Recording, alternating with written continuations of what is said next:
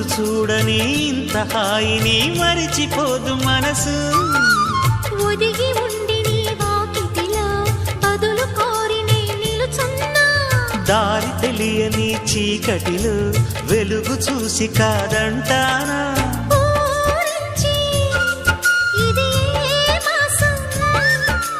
ప్రేమించే ప్రతి గుండెను అందెల సందడి చేసే హేమంతం ఇది. మన సొంతం అయినది.